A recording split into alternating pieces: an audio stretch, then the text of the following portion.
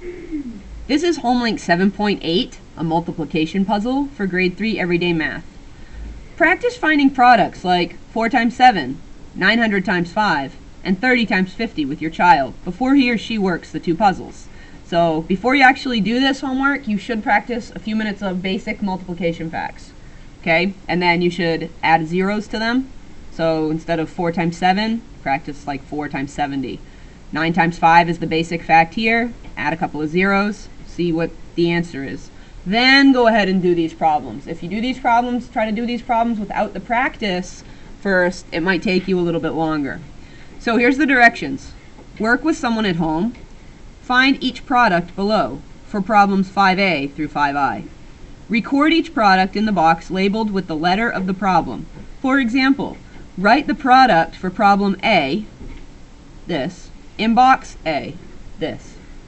Add the numbers in each row. You'll see there's addition symbols right here in the middle. I'll just circle those so they're easier to see. Write the sum next to the row, which is going to go right here. That's where the sum is going to go. And each row, there are 3 rows, so there will be a sum here, and a sum here. Remember, a sum is the answer to addition problems. Add these sums, which means add these things together here, and write the answer in the total box. The number in the total box should equal 3 times 3,000. Okay, so the first thing I'm going to do is I'm going to go down through here, A through I, and I'm going to multiply these to get the products, to get the answers. Alright, so that I know what they are. So, 30 times 40 equals, I know 3 times 4 equals 12. And then I'm going to count the zeros. 1, 2. That's going to be 1,200. And that's going to go right there in the box. 20 times 70. 2 times 7 equals 14 with 2 zeros. So I'm going to add the zeros on the end. That's going to be 1,400, which will go right here in box B. So you have to make sure you write the correct numbers in the correct boxes. 20 times 20. 2 times 2 is 4. There's 2 zeros to add right onto the end. 400. D. 10 times 80. 1 times 8 equals 8. With 2 zeros on the end is 800 for box D. E. 40 times 50. 4 times 5 is 20. With 2 zeros on the end. That's 2,000. Okay, which I'm going to write there in box E. 20 times 10, 2 times 1 is 2, and then a 0 for each side, so that's 2 zeros for 200, and I add it there. I write it there. 4 times 500. Now there's no zeros on each side, on both sides, but there are extra zeros over here, so watch. 4 times 5 is 20. 4 times 5 is 20, and then I'm going to add 2 zeros because there's 2 zeros over here, even though there aren't any over there.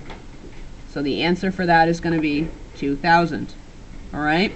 Then next, I'm going to do this one. Now, even though there's 3, I'm going to approach it the same way. 10 times 10 is 100. Then I'm going to do 100 times 10.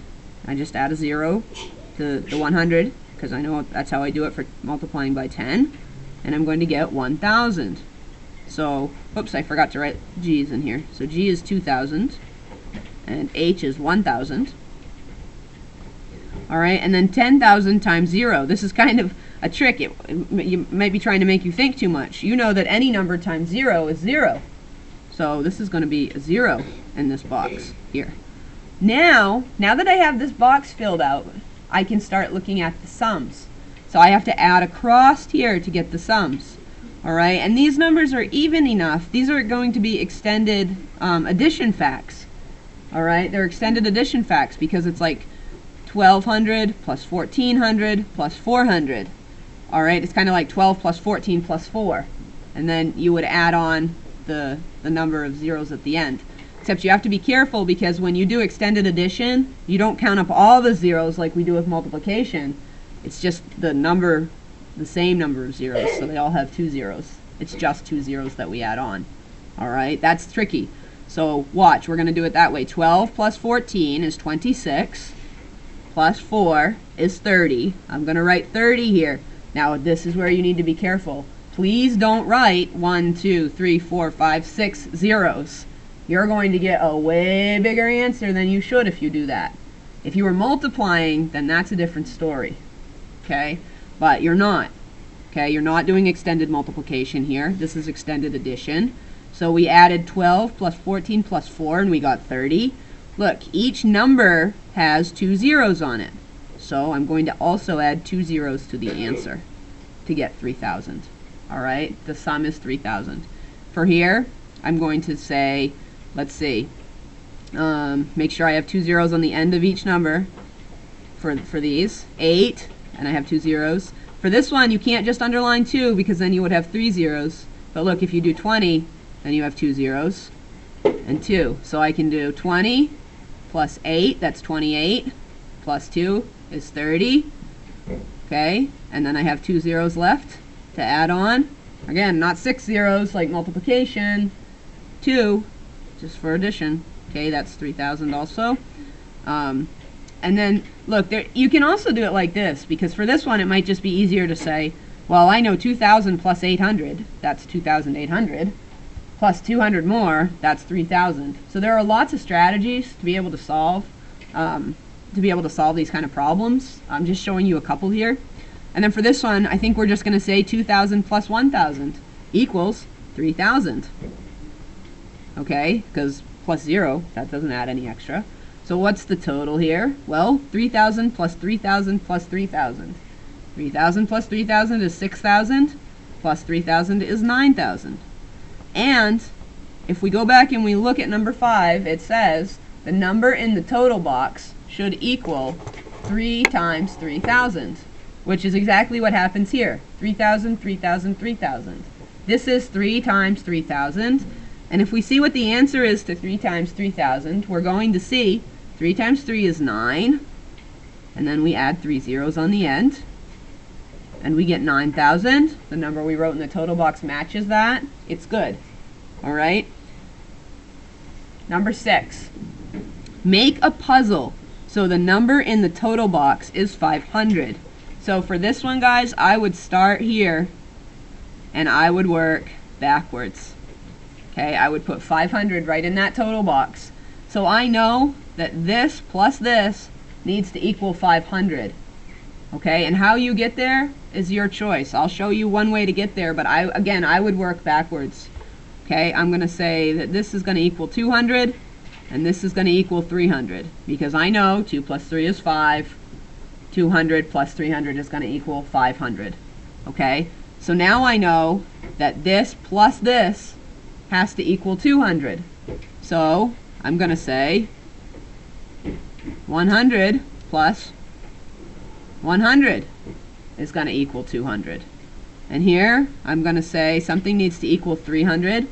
I'm going to say 200 plus 100 equals 300. Okay, and then what you have to do is you have to come up with problems that look like this that will get this sum. Okay, so like that will get this answer, that will get this product. You have to come up with problems that will get this product, that when these two products are added together will get this sum. An example for A might be 100 times 1. That's going to equal 100. An example for B might be 10 times 10. Okay, that's also going to equal 100. An example for C might be 20 times 10.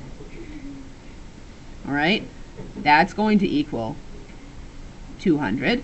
Okay, and then I need to get another 100 here. Maybe I want to just do 1 times 100. Or any mix of numbers that go together. Here, this doesn't have to be 200 and 300 either. It can be whichever numbers you choose.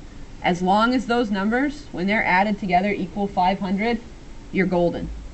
Okay? That's what has to happen for that to work. And then the answer here for these problems, the products, have to equal whatever numbers you put in these boxes, which when added together have to equal whatever numbers you put here. So there are quite a lot of steps to this number 6, this try this. But I do encourage you all to try your own, okay, and see if you can come up with something similar to what I've done here. Okay, and this is Home Link 7.8, a multiplication puzzle for grade 3 everyday math.